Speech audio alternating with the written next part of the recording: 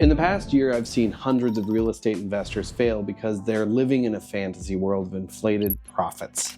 They look at an ARV, paint the picture that they want to see, and completely ignore what's actually selling in the market. And the worst part, most of them don't even realize that they're making these critical mistakes until it's too late. But here's the thing, in 2025, real estate investing isn't dead, people are still making a killing, and the difference is they understand something that 90% of investors don't. And in this video, I'm going to walk you through why most real estate investors are living in a world of imaginary profits, the exact mistakes that are costing them thousands, and most importantly, how our system helps investors avoid these expensive lessons.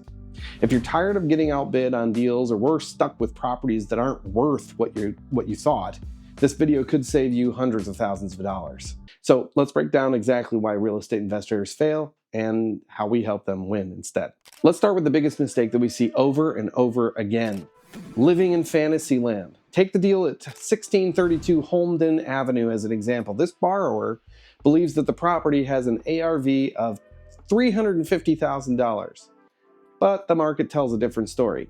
Let's look at the actual data. If you filter for sold comps on Zillow over the past 90 days, nothing has sold anywhere close to that price. Expanding to 6 months, still nothing. Even stretching it out to a full year, we see no evidence of a $350,000 sale in this area. Even when removing the 250 square foot size filter that should be there to cast a wider net, still nothing. This valuation isn't based on market reality, it is pure fantasy. I wish I could say this is an extreme example of what many investors do, but it isn't. That said, the most common error we see investors make is they see a property listed at $200,000, glance at nearby sales at $400,000, and suddenly start imagining all the ways their deal is a hidden gold mine that's worth more than the sold comps. They convince themselves, my finishes will be way better than everything else. I'll add a pool. None of the comps have that one. I'll build an additional room. No one else has done that. But here's the truth. The market, not you, decides how valuable your home is. The nicest finishes in the neighborhood don't guarantee a higher sales price. They just mean that you spent more than the market calls for. And adding a pool in a neighborhood where no homes have pools doesn't mean that you can charge a premium. It just shrinks your buyer pool to someone looking specifically for that feature, which may never happen in a neighborhood with no pools. Successful investors don't rely on wishful thinking. Their decisions are based on data, not fantasy. Which brings us to the next mistake investors make: solo hero syndrome. We have an investor that we love working with, an incredible person, but he's trapped in solo hero syndrome. Right now, he's managing all 6 of his properties himself, handling rent collections, property management, scheduling every subcontractor for his latest renovation, screening tenants on his own, sourcing every deal without any help. And here's the problem: he can't scale beyond this.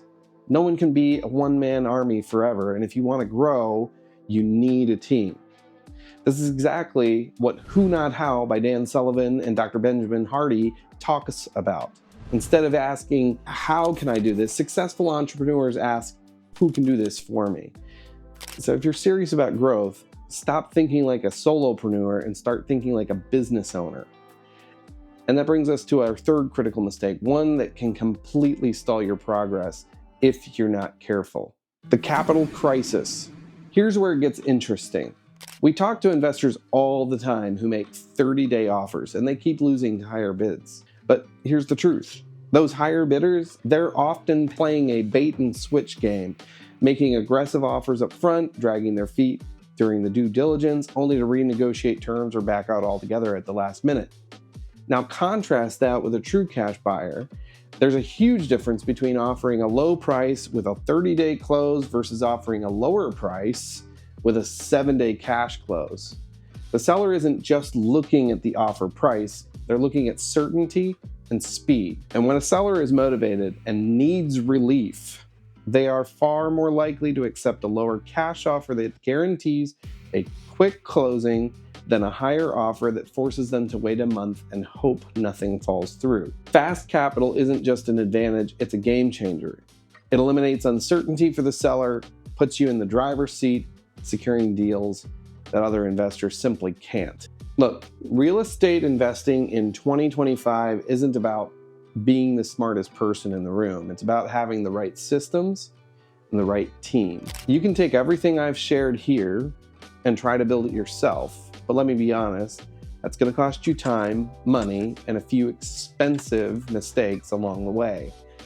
Or you can work with us and tap into our network of inspectors, our fast capital system, our proven deal evaluation process.